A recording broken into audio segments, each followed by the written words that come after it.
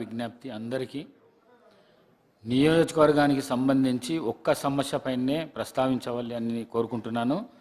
ప్రస్తావిస్తే అందరికీ అవకాశం వస్తుందని చెప్పేసి తెలియజేస్తున్నాను. గౌరవ శాసనసభ్యులు కడియం శ్రీహరి గారు.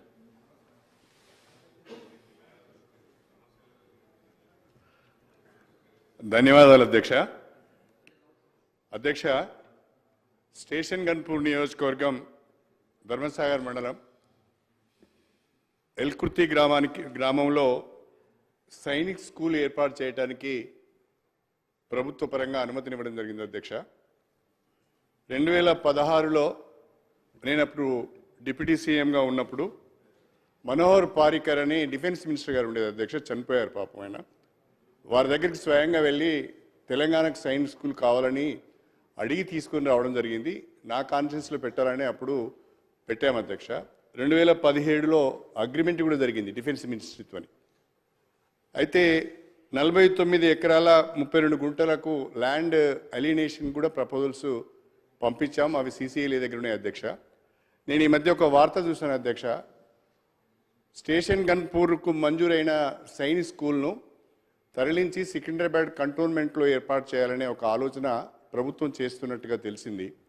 నేను ప్రభుత్వానికి చేసే సూచన ఏంటి అంటే, కేంద్ర ప్రభుత్వం మొన్న మధ్యనే దేశవ్యాప్తంగా కొత్తగా 100 సైన్స్ స్కూల్స్ను ఏర్పాటు చేయాలని నిర్ణయం తీసుకున్నది. మనం గట్టిగా అడిగితే కొట్లాడితే మనకు కనీసం 3 నుంచి 4 సైన్స్ స్కూల్స్ కొత్తగా వచ్చే అవకాశం ఉన్నది.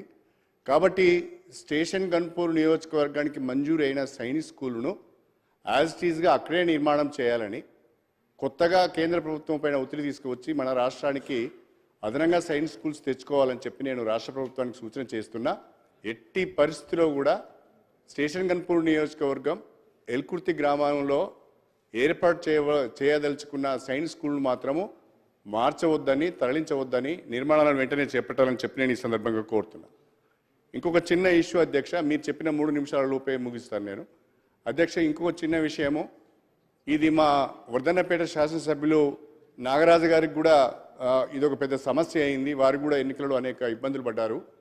మడికొండ రాంపూర్ మధ్యన, మడికొండ రాంపూర్ ధర్మసాగర్ 3 గ్రామాల మధ్యన ఒక డంపింగ్ యార్డ్ ఉన్నది అధ్యక్ష. దాదాపు 30 ఎకరాల స్థల విస్తీర్ణంలో ఆ డంపింగ్ యార్డ్ ఉన్నది.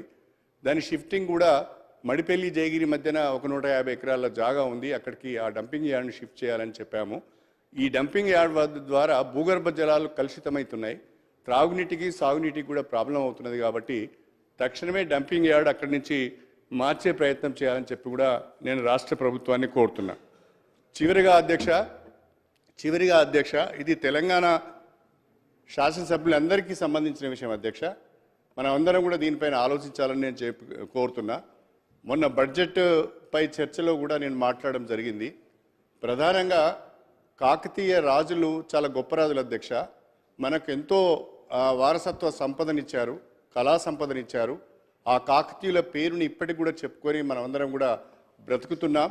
బ్రహ్మాండమైన నీటిపారుదల వ్యవస్థను వాళ్ళు ఏర్పాటు చేశారు. కాబట్టి నేను రాష్ట్ర ప్రభుత్వానికి, మా శ్రీధర్ బాబు గారు LA మినిస్టర్ గారు ఉన్నారు, మిగతా మంత్రులు అందరూ కూడా ఉన్నారు, నేను మరీ విజ్ఞప్తి చేస్తున్నా, ఎట్టి పరిస్థితిలో కూడా రాష్ట్ర ప్రభుత్వ అధికార చిహ్నం నుండి కాకతీయుల కళాతోరణాన్ని, చార్మినార్ను తొలగించవద్దని చెప్పి మీ ద్వారా ప్రభుత్వానికి విజ్ఞప్తి చేస్తున్నా అధ్యక్ష. గౌరవ సభ్యులు పెద్దలు కడియం శ్రీహరి గారు చెప్పినట్టు సైనిక్ స్కూల్ విషయంలో 2017లో శాంక్షన్ అయినట్టు వారు తెలిపారు అధ్యక్ష. దాన్ని షిఫ్ట్ చేస్తున్నారని చెప్పి వారు చెప్పారు.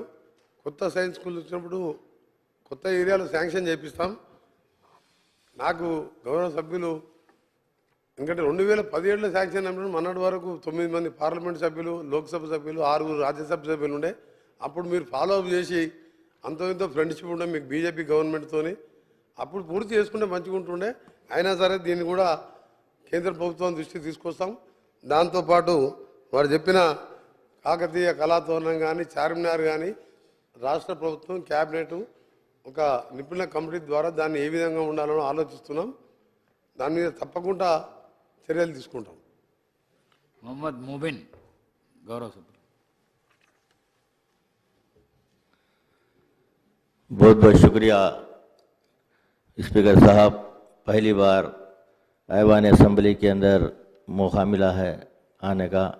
मैं हमारे पार्टी के सदर जनाब असदुद्दीन ओवैसी साहब मेंबर ऑफ पार्लियामेंट का मैं शुक्रिया अदा करता हूं। साथ ही साथ जनाब अकबरुद्दीन ओवैसी साहब कायद ऐवान मुखन्ना अकबरुद्दीन ओवैसी साहब का भी मैं शुक्रिया अदा करता हूं। हल्का असेंबली बहादुरपुर में आरटीसी का इतना बड़ा फ़लकनुमा बस डिपो है, उसके बावजूद भी हमारे हलके के अंदर मिनी बसेस हो या कोई बड़ी बस वहाँ पर नहीं चलाई जाती, जो तीगलकुंटे से लेकर चार मीनार तक और चार मीनार से लेकर सेक्रेटेरिएट तक, और जिस तरीके से हसन नगर, अंसारी रोड, मुस्तफ़ा नगर और दीगर इलाके जात के अंदर छोटे छोटे गलियां हैं, उसके बावजूद भी मिनी बसेस को वहाँ पर नहीं चलाया जा रहा है। और चार मीनार से लेकर मधुबन और चार मीनार से लेकर वट्टापल्ली तक मैं आपसे गुजारिश करूँगा कि ये जो बसेस है वहाँ पर चलाया जाए तो बेहतर होगा, क्योंकि हमारे पास एक ITI का बहुत